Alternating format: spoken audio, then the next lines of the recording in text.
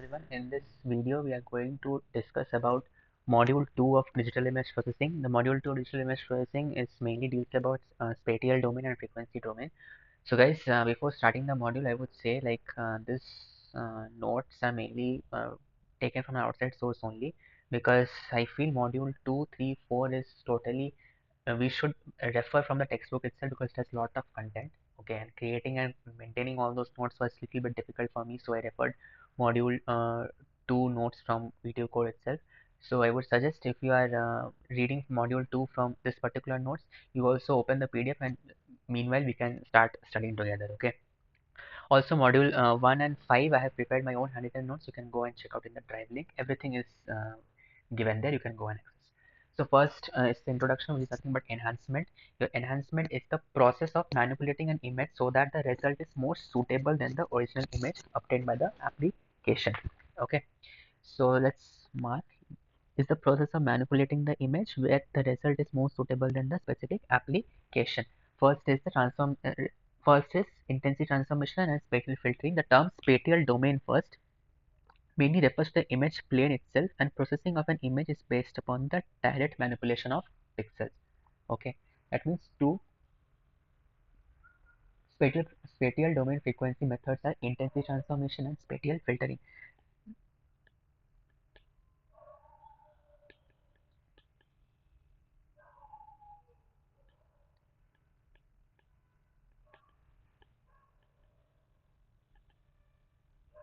Please. So what is intensity transformation? Intensity transformation is mainly applied to each and every pixels of the image. Okay, for the purpose of contrast manipulation, image thresholding. So image intensity transformation you are giving is only for the contrast manipulation and the image thresholding, whereas the spatial filtering mainly deals with performing operations like a image sharpening by working on the neighborhood pixels. So image sharpening is mainly done using spatial filtering, whereas your image contrast manipulation and image thresholding is done using image transformation. So if I take the formula g of x comma y, g of x comma y is equal to t capital T of f of x comma y, where capital T is nothing but the operator defined. Okay, like which operation you're going to perform. F of x comma y is the original image. Your g of x comma y is nothing but the processed image. So if I consider this as the entire coordinate system, this is my origin. Okay, like here is a 3 cross 3 neighborhood pixel of x comma y, the spatial domain.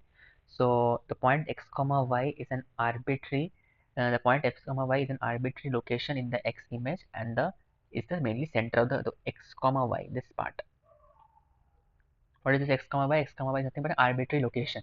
Any random location you are taking and you're designing it as the center of the image. By moving the origin of the neighborhood pixel overhood from pixel to pixel and applying the operator s, what we are getting is we are getting an output image. Okay, output image G is mainly obtained.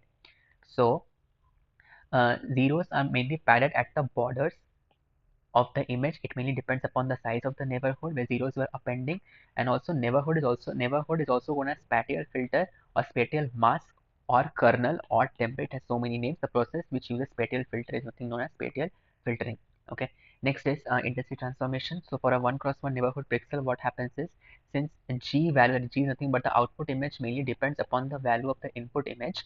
Okay, and t is now a intensity transformation function. So s is equal to T of R, where S and R are the intensity values. Okay, your S, R are the intensity values.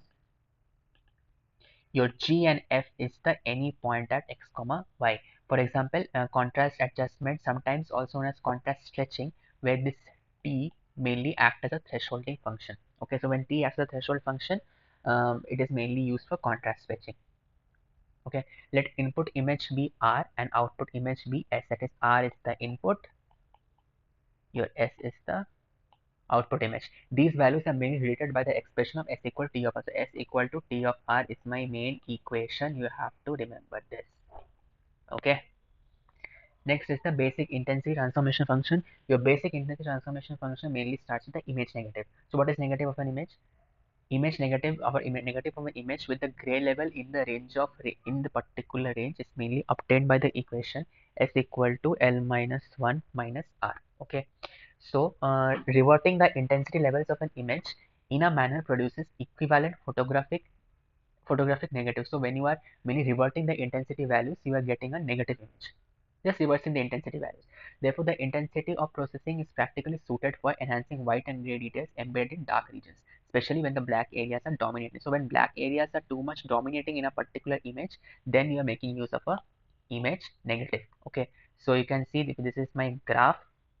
So here the input intensities I keep on increasing. Okay, and here are my output intensity, whatever output I am getting. So if I keep on reversing, okay, I keep on take the negative value of it, I'll get a negative sign. Okay, it is coming like this. You can see all this all those black portions are all removed. That means you do the negative of the image, and here whatever the white portions were there, the white becomes black, the black becomes white. Cool. Next is log transformation. So what is log transformation? Again given by the equation S equal to C log 1 plus R, where C is the constant, R is greater than 0. We are assuming it. So transformation mainly what happens is transformation mainly maps a narrow range of gray level values in the input image into a wider range of output level. Okay. So what happens here is my transformation function mainly helps mapping the input image to the output gray level. So our opposite is true for higher levels also. So we would use this transformation to expand the values of darker pixel while compressing the higher value. So what we are doing is the darker values, darker pixels you are enhancing. Pixel values you're trying to expand it while compressing the higher level values. Okay, now this is the diagram. This is the graph. You have to remember this. L by 4, L by 2, 3 by 4, L minus 1. Here it is against a linear. If it's a linear, you can say equation or something, then it's a straight line obtained. Or else if it's an nth root, it goes like this for log again for nth power, again for inversing like this. That is the shape of the curve keeps on changing depending upon the function taken. Next is the power law gamma transformation. It is given by S equal to C r to the power of 7, where C and R are the where C and R is nothing but the positive constants. Okay, power law mainly curves with fractional value. It works fractional values also, where frequency mu is given, which mainly varies from a range of values, that is narrow range of dark input values into a wider range of output values. That means you are just ranging the output values from one region to another region. Fine. Whereas with the opposite being true for higher values of input gray levels, we may get various curves depending upon the value of R. That means it mainly states that your power law curve, what happens is sometimes it will take all the fractional values also. Your fractional values is nothing but your mu, fractional values is nothing but the different range of frequencies it will take, starting from your dark input values to the higher range of output values. Okay.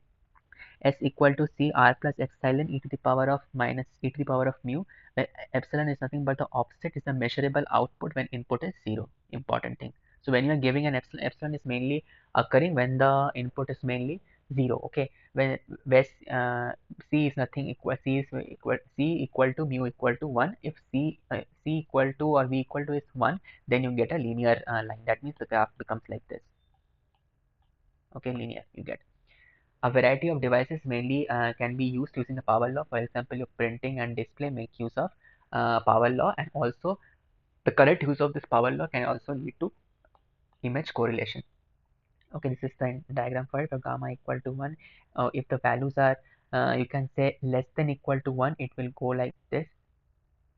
What is this? Parabola, I guess. Yeah, parabola only. And again for greater than 1, it goes like this. Fine.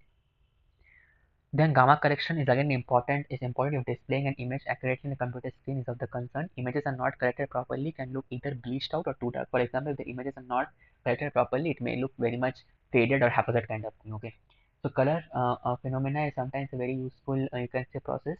So it is very important in general contrast manipulation. So for if you are using color correction techniques, general purpose contrast is much more you can say required in that. Next is piecewise linear transformation function. So what is the main advantage of piecewise linear function is these functions can be arbitrarily be more complex. Sometimes the functions become very more complex, and it requires more proper user input. So for the more proper input. If you don't give, then it may become much more complex, and also practical implementation is very difficult sometimes. Okay. Contrast stretching is the simplest piecewise linear transformation function, the most simplest form, where the low contrast images can result from poor illumination, lack of dynamic range in the image sensor, or wrong setting of the lens. So low contrast images, how you are getting, first is either by a poor illumination or a lack of dynamic range. For example, the sensor is not placed properly, you get a low contrast image. You have a poor illumination, you get a poor contrast image, or you setting the lens wrong, you get a poor uh, this one low contrast image. So the idea behind the contrast stretching is to increase the dynamic range of gray levels in the image to being processed. That means why we are doing contrast stretching is made to increase the range of the gray levels. What is contrast stretching? Contrast, again, the same thing with the process, same thing only again they have explained, process of expanding the range of intensity values in an image so that it spans the full intensity of the recording medium visible device. That means it takes the full intensity length. Okay. Now mainly construct the location of 2 points. One is R1 S1, one is R2 and S2, which mainly control this transformation function. If R1, if this and this are both are same, so transformation becomes linear. If R1 equal to R2 and S1 is 0 and S2 is L minus 1, the transformation becomes a threshold function and it creates a binary image. So you remember, so when R1 is equal to R2, when this R1 R2 are same, what happens is also your S value is 0 and S2 is equal to L minus 1, you get a threshold function and you get a binary image. And intermediate results can also be generated, which produce various degrees of gray level images as the output. Okay. Yeah, this is the formula. S is equal to R minus R min divided by R max minus R min into 255. So if I see this image, this is A, B, C, D. Okay. So this is nothing but a low contrast where here again we have taken the points R1, S1. Here you have given is R2 and S2. You can see if R1 and S1, if R1 and what was the term? R1 and S1, R2 and S2 both were equal, then you are getting a straight linear line. See, okay. That's it. Next we have is the intensity gray level slicing. What is intensity gray level slicing? Highlighting a specific range of gray levels in an image is often desirable. For example, when enhancing the features, such as you can say, for example, in a satellite image, if you are taking, if you want to enhance some particular features, we go for intensity gray level slicing. So there are two ways of doing this. One method is display all the high value of gray levels image. So first, what you do is you take all the higher values of the gray level image.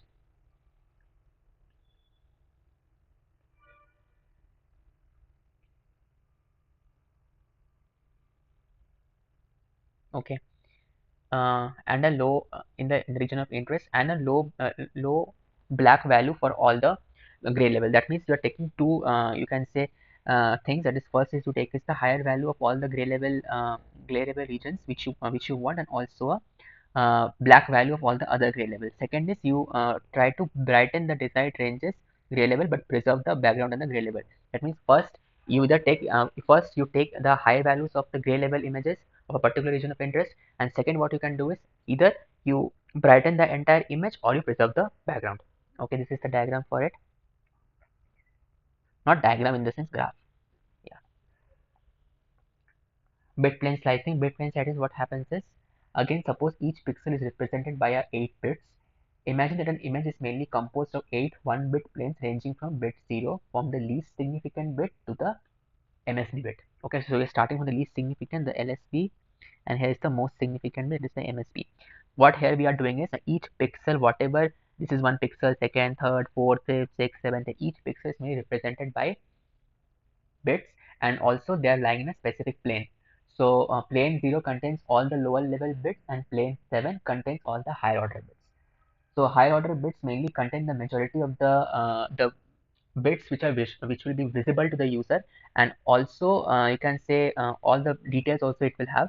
Separating a digital image into its, for example, if you're trying to split an image into its bit planes, it is very much helpful for analyzing the relative importance of each layer which is played by the image. For example, if you are splitting the entire image into bits, into bitwise planes, you get an idea about each and every importance of the plane, like which plane is determining which feature in the image. Okay. And next we have is image compress. Also you can say it mainly helps useful for image compression. as well. So to reconstruct image from its bit planes, it is required to multiply the pixels of the nth plane. For example, if n is 2 to the power of n 2 to the power of n minus 1, if n is equal to 8, bit plane is 8 is multiplied by 128. Okay, that is 2 to the power. If n is nothing but 8 is there, you get the number of pixel as 2 to the power of n minus 1, 2 to the power of 8 minus 1, that is 2 to the power of 7, that is 128 you get. Then n equal to 7, again bit 7 is multiplied by 64 like that way. Next is histogram processing. Histogram processing of a digital image. How you do with a histogram of a digital image is mainly given in the range of 0 to L minus 1 is a discrete function h of rk is equal to n of k. Okay, where rk is nothing but the kth gray level of the image. Your n of k is nothing but the number of pixels having the level r of k. So the normalized histogram is given by p of rk is equal to nk upon n into n, m into n for k is equal to 0, 1, 2 to L minus 1. Okay, next we have is where yeah, again the same continuity only with p of rk gives the estimate probability of the gray level of k. Mn is the total number of pixels in the image. So sum of all components in a, if you're taking a normalized histogram, sum of all components will be equal to 1. So h of rk is equal to n of k. N of k equal to 1 if it is h of rk is equal to p of rk is equal to nk upon n. Fine. And this is the diagram for this. Histogram manipulation can be used for image enhancement in spatial domain. So in spatial domain, it can be used for image enhancement, and also it can be used to you can say very popular in the real image processing as well. Next, in the from the given diagram only it shows like in the dark image, the components of a histogram are concentrated on the dark side of the grayscale. That means if you are having a darker image, your histogram component, if you see the darker side is in I would say the darker pixels are in the low grace in the grayscale, and in case of bright image, the histogram components are shifted towards the high side of the grayscale. Okay, that means for in a grayscale only, for darker images dark side, for lighter images brighter side. The histogram of a low contrast image will be always narrow and will be centered towards the middle of the grayscale only. The components of a histogram in the high contrast image mainly covers a broad range of the grayscale. Okay. Next is histogram equalization. Histogram equalization is a common technique used for enhancing the appearance of an image. For example, if we consider predominantly dark image, what happens is the histogram will be skewed towards the lower end of the grayscale. This is the lower end of the grayscale, it will be skewed, and the image details are compressed into the darker end of the histogram. This should remember that. For example, if it's like if it is for a grayscale, not for grayscale, yes, for a grayscale only, the histogram will be skewed towards the lower end, whereas your image details are mainly considered or not considered compressed into darker end of the histogram. Now, if we could stretch out, now if by any means we are able to stretch out the gray levels at the dark end to produce a more uniform histogram, then the image becomes much more clearer. So the more you try to stretch out the image, that means the darker end is that is the gray levels, the darker end produce more significant histogram. Okay. Now what is the equation for that? Let there be a continuous function with r with a range of intensity values 0 to L minus 1. Transformation function s is equal to t of r is given, where r ranges from greater than 0 equal to 0 to L minus 1. The transformation function is mainly what it does, it fulfill the conditions. T of r is a monotonically increasing function which mainly keeps on increasing with the values. 0 less than t of r less than L minus 1 is mainly used for formulation purposes. For example, r is equal to t inverse, or 0 less than s less than equal to L minus 1. Okay. So monotonically increased function, mainly what happens is mainly it will preserve the increasing order from black to white in the on the output image. That means sudden change from black to white, if you see, it is mainly preserved with the help of this monotonical function. Okay. Now what happens is the second condition, that is r is equal to t inverse, it mainly guarantees only if the output range gives the result which will be of the same range as compared to the input level. Fine, this is the graph for that. Here you have all the multiple values. Here you have a single value. Again, it goes like this. The gray levels of an image may be viewed as a random variables in the interval 0 to L minus 1. Okay, so that is 0 to L minus 1 is nothing but the gray level, what, intensity range. Okay, and a fundamental descriptor of a random variable is mainly given as PDF. So PDF is nothing but where you are just probability density function where you try to estimate something. PR of R and PS of S is nothing but denotes the PDF of two different variables R and S. Okay, now basic results, what it says is like T of R we assume it to be continuous and differentiable. So PS of S is equal to PR of R, assuming that it's both continuous also, that means it keeps on increasing with the change of values, and differentiable, the result is dr upon ds mod. Okay, yeah, a transformation function is again applied to it, that is s equal to t of r, I already know.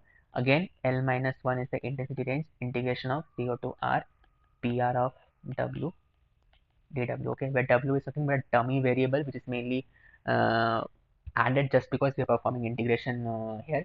And cumulative distribution here, how it is done is ds of r equal to pr of w. So again, this derivation is not there actually, but not required guys. You can study, you can know only this one, like how ps of s equal to l minus 1 for your, what is that, histogram equalization. Okay, remember, you have to remember these formulas at least, like how it is coming. Rest how it is integrated, how it is differentiated, no, it's not required. Not okay. This is the you can see the graph of the probability density function. Again, it is c, it keeps on changing, and 0 to L minus 1. So S of k. So given the image is the process of histogram equalization, mainly consists of many transformation functions. Okay, there are many transformation functions are implemented from which the information you're going to extract. Extract from where? From the image itself.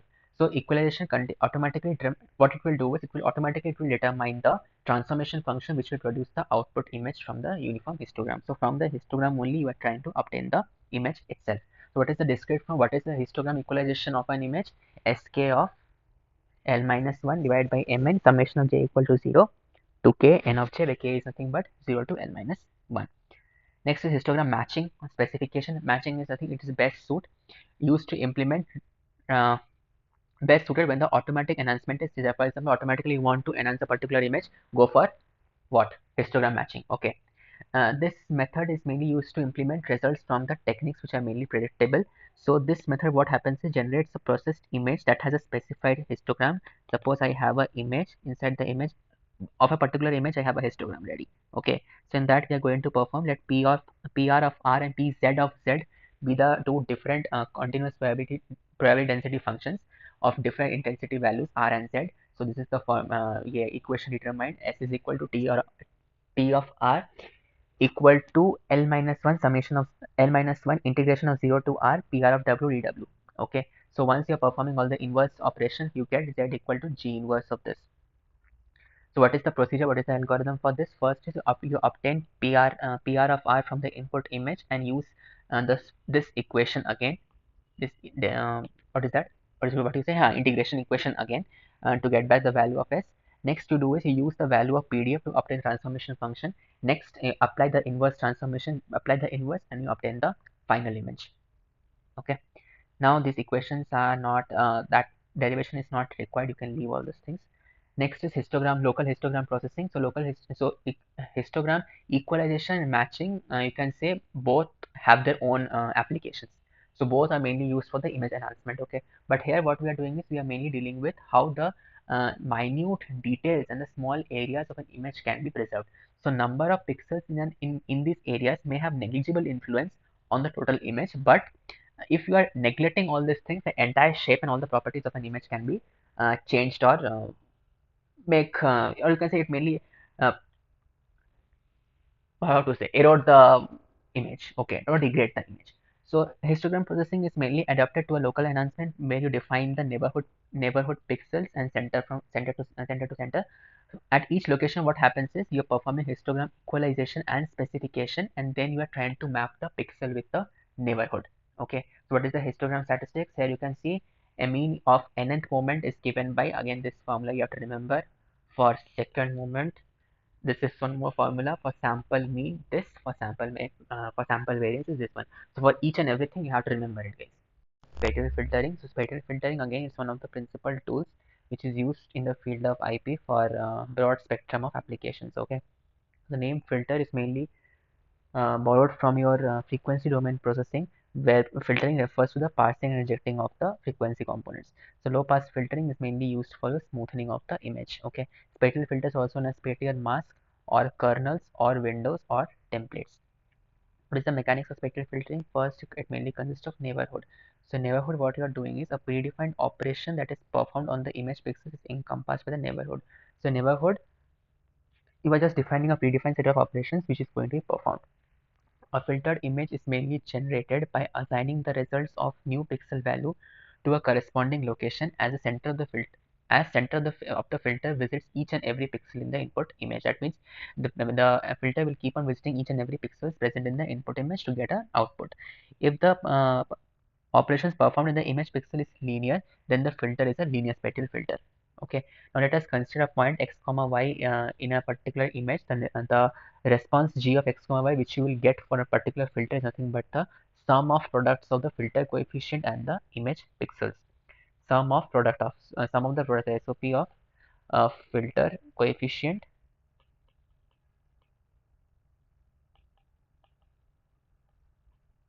and image pixels. Okay. G equal to x comma y g of x comma y equal to f of x comma y into w of x comma t, where g of x comma y, where w many ranges from -1 to 1, again values keeps on changing, that is nothing but individual coordinate this combinations. Okay, the center coefficient of this pixel w of 0 comma 0 mainly aligns with x comma y. For example, if I assume m equal to 2a plus 1, n equal to b plus 1, a and b is nothing but the positive coefficient, smaller filter size 3 cross 3 matrix. Okay, so again it is mainly given by the equation g of x comma y equal to summation of s equal to minus a to a minus b to b w of s comma t f of x plus s into y plus t, where x and y are mainly varied so that each pixel in w visits every pixel of f. So w should visit f. The closed-headed operations in spatial filtering are correlation and convolution. In correlation, is the process of moving a filter mask over the image and computing the sum of products at each and every location. And convolution is same as that of correlation, but filter must be rotated by an angle of 180 degree first and then perform the operation. Okay, like here it is given that this is the pixels which is present under the mask, and next this is nothing but the mask coefficient. Now, image enhancing in the frequency domain. The image enhancement in the frequency domain can be done by various characteristics. First is Fourier series. Fourier series states that any periodic function can be expressed as the uh, sum of sum of sines or cosines of different frequency, each multiplied with different coefficients. Okay, even functions are not periodic, can be expressed as a term of sine and cosine multiplied by the weighted function. So even function will be multiplied by weighted function, whereas Fourier series will be multiplied by the coefficients. Okay, so both the representations will have their own meaning. So important mathematical equations which is of two-dimensional are discrete Fourier transform. Okay, inverse discrete Fourier transform is f of x comma y, this equation. Remember only formula, no need of remembering derivations. Phi of u comma v arc of tan of this. Okay, power spectrum is mainly given by p of u comma v equal to r square of u comma v plus I square of u comma v, where r and I are the real and imaginary parts of f of u comma v.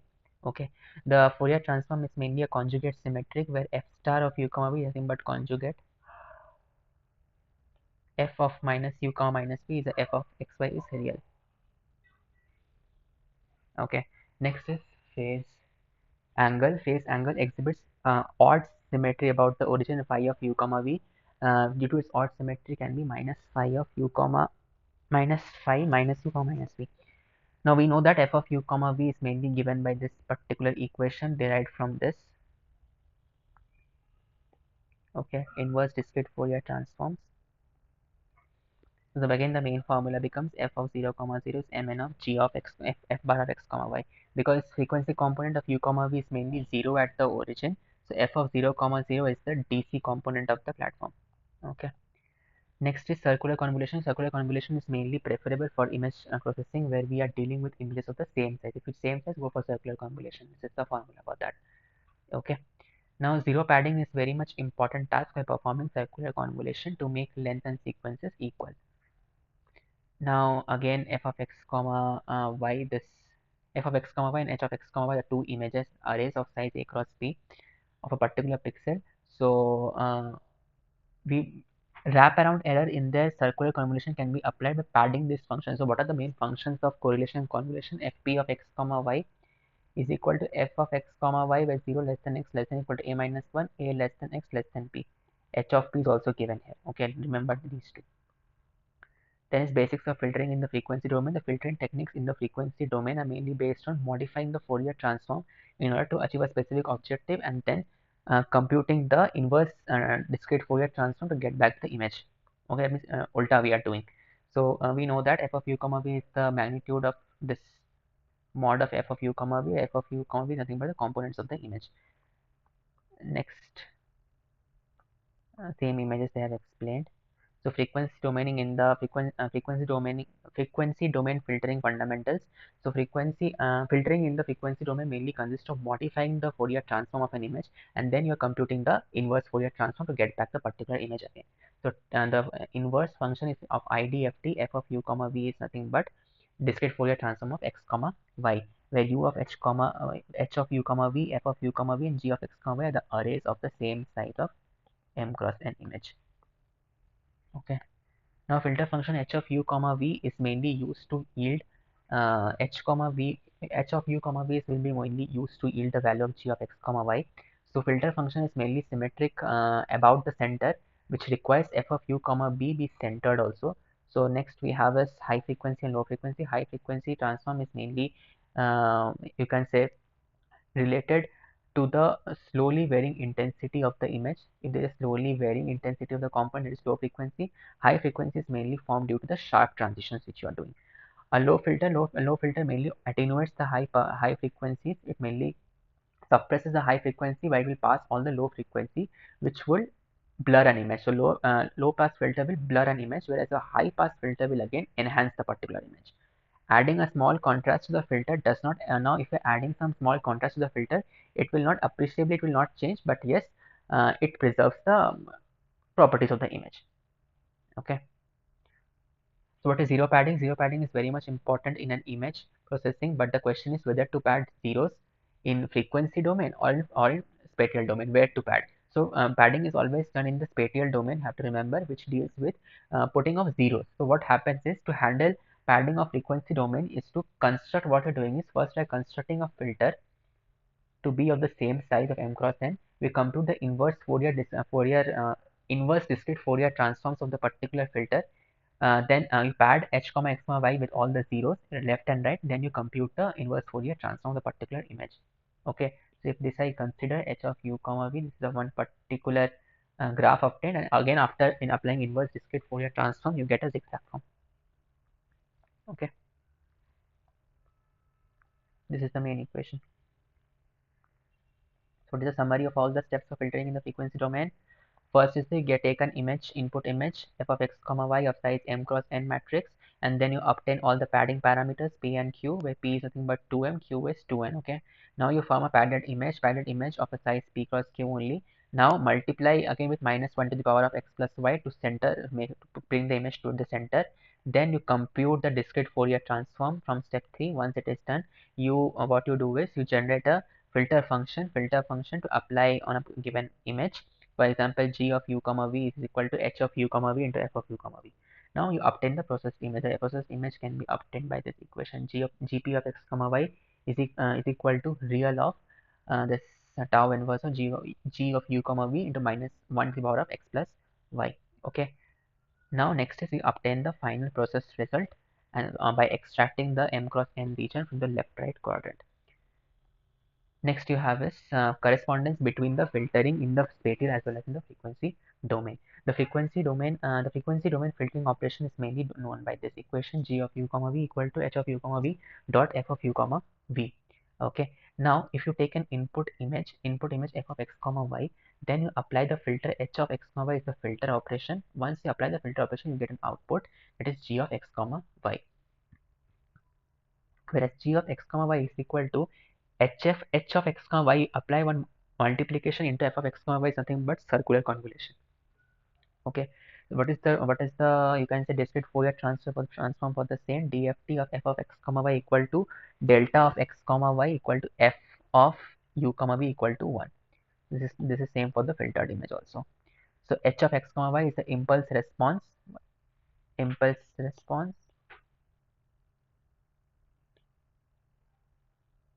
because it is obtained as a response to the impulse input. Because yes, obviously it is a result only which you get from a particular input. Also because all the quantities are finite, they are also known as finite impulse response also. In practice, what happens is speed and ease of implementation is mainly in hardware and software. Sometimes you get a problem. However, filtering concepts are more seen in the frequency domain only. Next is in order to extract the advantages of both the spatial domain as well as the frequency domain, it is required to specify a filter in frequency domain. Okay, so in order to check whether which domain is good, you first define a filter in the frequency domain. Okay, in order to understand this, let's consider one equation. H of u is equal to ae minus u square upon 2 sigma square, sigma standard deviation. Hx is given by root 2 pi upon sigma a to the power of this. The you can say discrete Fourier transform pairs becomes reciprocal. So h of u has the broad profile, h of x is having narrow profile, and vice versa. Okay, guys, they only have remember only the formulas. I guess nothing as such you have to remember. Also, graphs is important. Okay, remember this. Image smoothing using frequency domain. So what is image smoothing? Smoothing is mainly used for blurring and also used for noise reduction. Blurring is a pre-processing task such as removal of small details from an image, which is not at all required later.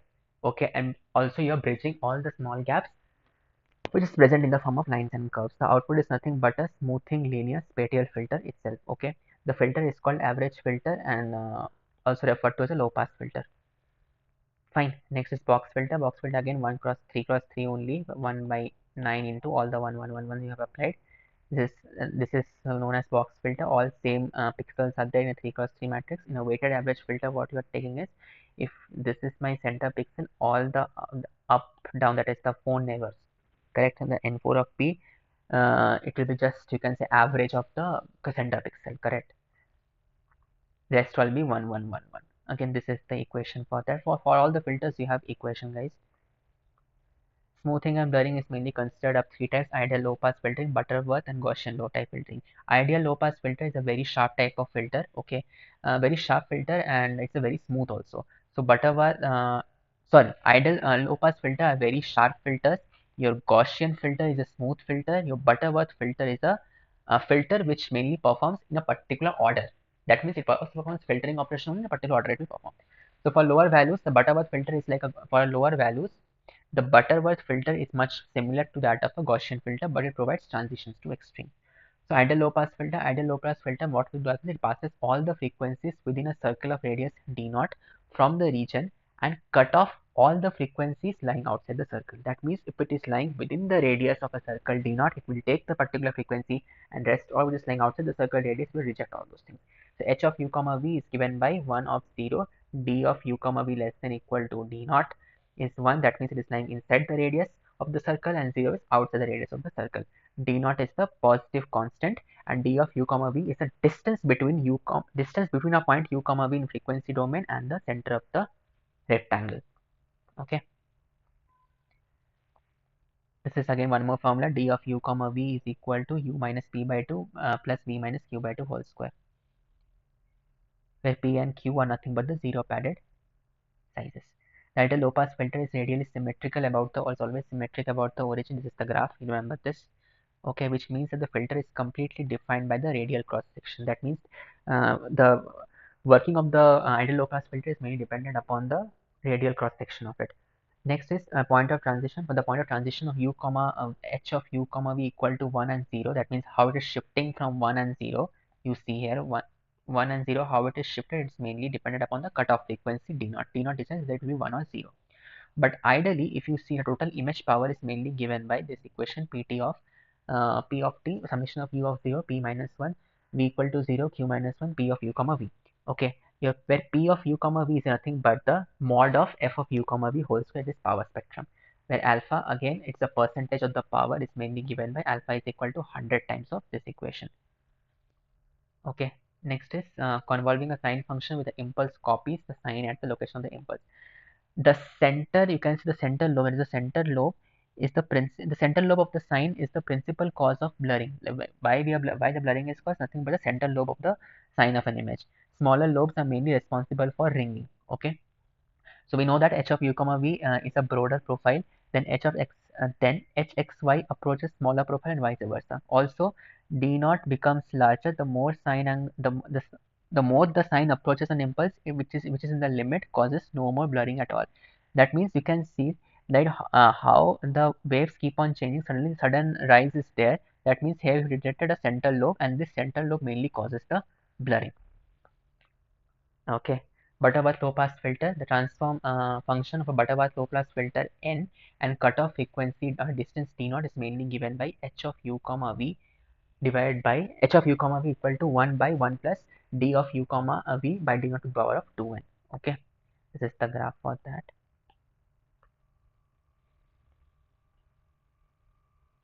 Also, the Butterworth low pass filter does not have a sharp discontinuity because it gives a very clear cutoff between the passed and the filtered frequency. Okay, h of v comma v is given by this particular formula 1 by 1 plus 1 by 1.414 into d of u comma v by d naught to the power of 2 to the power of n.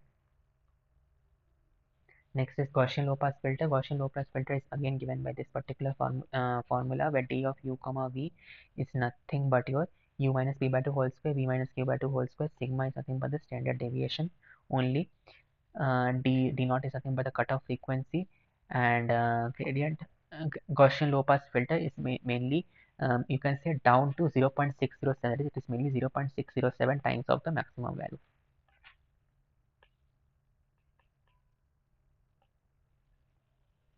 Okay. Next is image sharpening using frequency domain filters. So image sharpening can be mainly achieved in the frequency domain by mainly use of high pass filtering. So high pass filtering will help me in image sharpening, which will attenuate all the low frequency components. It will be suppressed without disturbing all the high frequency information. Okay, so let h of u comma v is you can say becomes symmetric, and discrete function of size p cross q is mainly given by this. A high pass filter is mainly obtained by the formula hp of u comma v equal to 1 minus low pass filter. So ideal high pass filter is given by this equation d of u comma v is u minus p by 2 whole square plus p minus q by 2 whole square. Guys, this module is full of formulas and equations. You have to remember this. D not equal to cutoff frequency. Okay.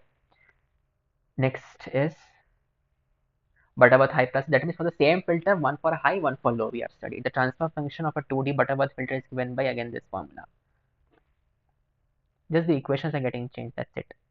Okay, Gaussian high pass filter is again with the cutoff frequency d naught is given by 1 minus e to the power of minus d square u comma v upon 2 d naught square, where d of u comma v is u minus p by 2 whole square plus v minus q by 2 whole square.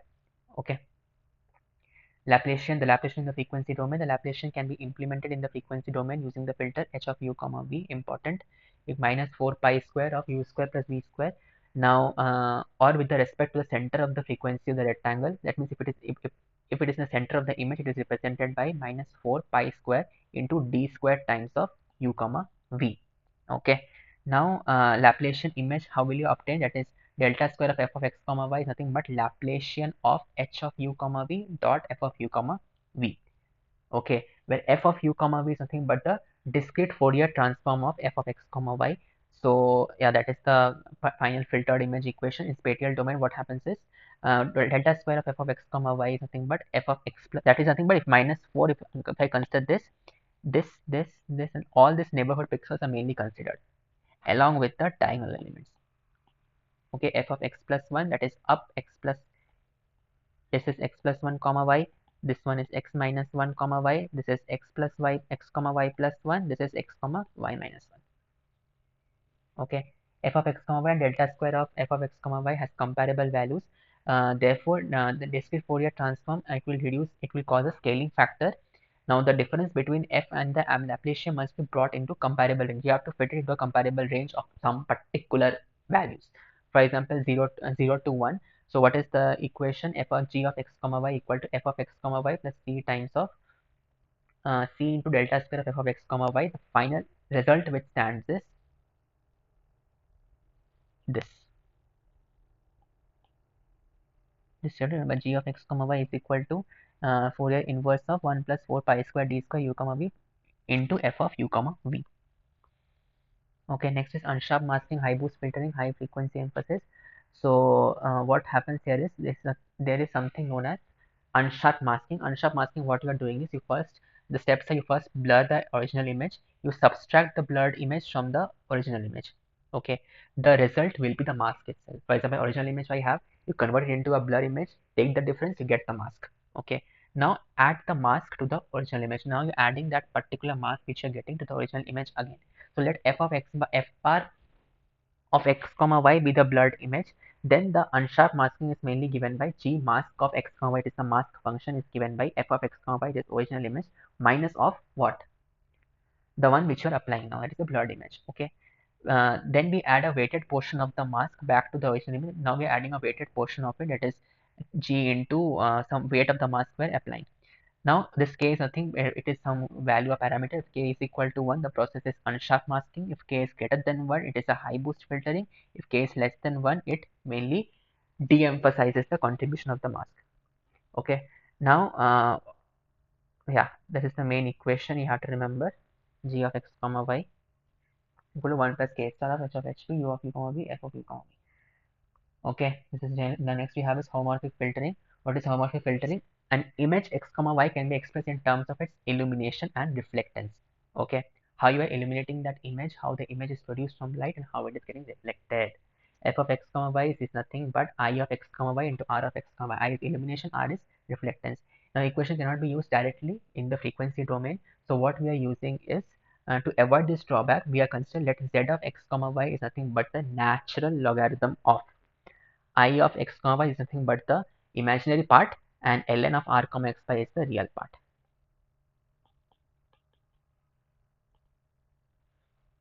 Okay, z of u comma v is nothing but fi of u comma v. Again, we are applying all the Fourier transforms. Applying the Fourier transform, you get z of u comma v is nothing but fi of u comma v plus fr of u comma v, where fi of u comma v and fr of u comma v nothing but the Fourier transform. Name suggests f is the Fourier transform, and ln I of x comma y and ln r of x comma y. Okay.